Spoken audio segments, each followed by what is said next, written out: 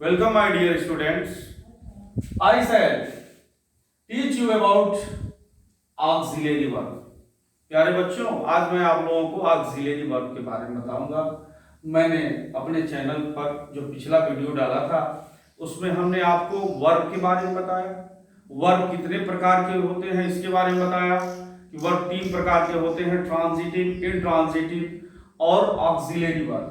जिसमें पिछले वीडियो में ही मैंने आपको ट्रांजिटिव वर्ब और इंट्रांजिटिव वर्ब के बारे में बता दिया है। आज मैं आपको ऑक्सिलरी वर्ब के बारे में बताऊंगा। What is auxiliary verb? Auxiliary verb is also called helping verb. Helping verb को ही ऑक्सिलरी वर्ब कहते हैं। हेल्पिंग वर्ब को ही ऑक्सिलरी वर्ब कहते हैं। दो भागों में बटा हुआ है, प्राइमरी ऑक्सिलरी और मॉडल ऑक्सिलरी। प्राइमरी ऑक्सिलरी में को 3 भागों में बांट दिया गया, बी, हैव और डू। बी के अंतर्गत is, am, are, was, were, been आता है। हैव के अंतर्गत हैज, हैव और हैड आता है।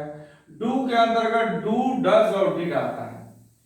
जरूरत कहां पड़ती है? What is the use of primary auxiliary? कोई भी हम कॉम्पिटिटिव एग्जाम देते हैं, चाहे एयरफोर्स का हुआ, नेवी का हुआ या कहीं भी जहां ग्रामर से संबंधित सवाल पूछे जाते हैं तो करेक्ट फॉर्म वर्ब का भरने के लिए होता है।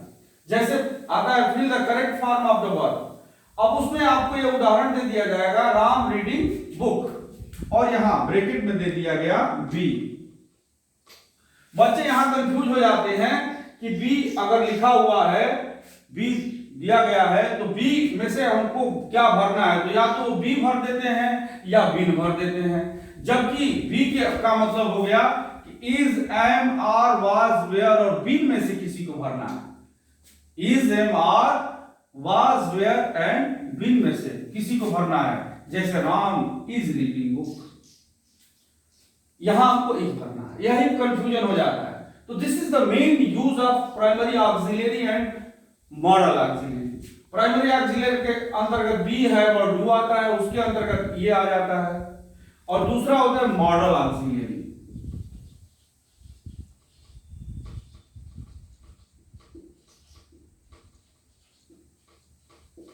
मॉडल ऑक्सिलरी के अंतर्गत शैल, शुड,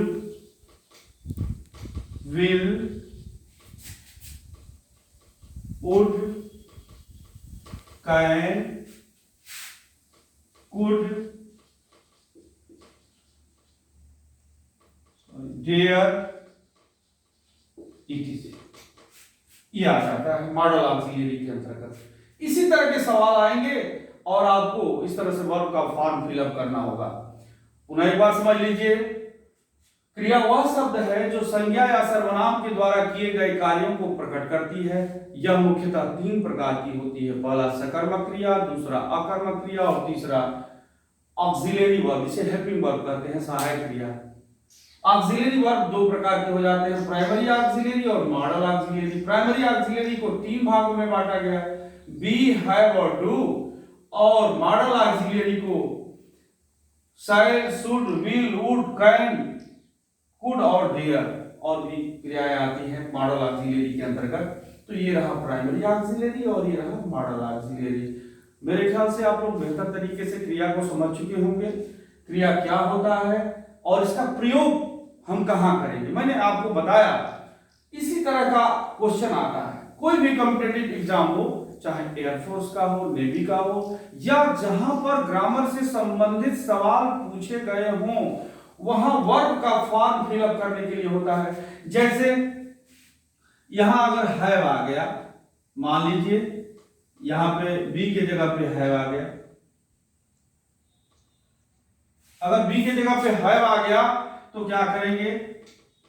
अब रीडिंग लगा हुआ है यहां पे, जब रीडिंग लगा हुआ है और ये हैव है तो ये तो क्लियर हो गया कि हैज, हैव और हैड में से किसी को हम लगाएंगे। अब हैव में से आप लगाएंगे, रीडिंग लगा हुआ है, यानी ये प्रेजेंट परफेक्ट कंटीन्यूअस हो सकता है या पास्ट परफेक्ट कंटीन्यूअस हो सकता है। तो राम हैज बीन रीडिंग बना देंगे आप, बुक हो जाएगा। अब यहां टाइमिंग भी आगे दिया रहता, इस तरह से अगर ये जैसे बदल जाएगा, उदाहरण बदल जाएंगे, तो हैव का मतलब अगर हैव आपको फिलअप करना है तो हैव का मतलब कि हैज और हैव और हैड में से किसी को भरना है। बी का मतलब अगर यहाँ बी दिया हुआ है तो is, am, are, was, were और बीन में से किसी को फिलअप करना है। डू दिया हुआ है तो डू, डज और डिड में से किसी को फिलअप करना है। तो ये इस तरह के प्रयोग हैं। बहुत सारे उदाहरण आते हैं, आपके मन में सवाल आते होंगे। अगर आपको इससे जो हम लोग वीडियो बना रहे हैं इससे किसी भी तरह की कोई परेशानी हो रही है तो आप कमेंट के माध्यम से अपनी प्रतिक्रिया दे सकते हैं, सवाल भी कमेंट के माध्यम से पूछ सकते हैं और हम लोग पुनः उस अगली वीडियो में आपको उसको स्पष्ट करने की कोशिश करेंगे। That's all for today.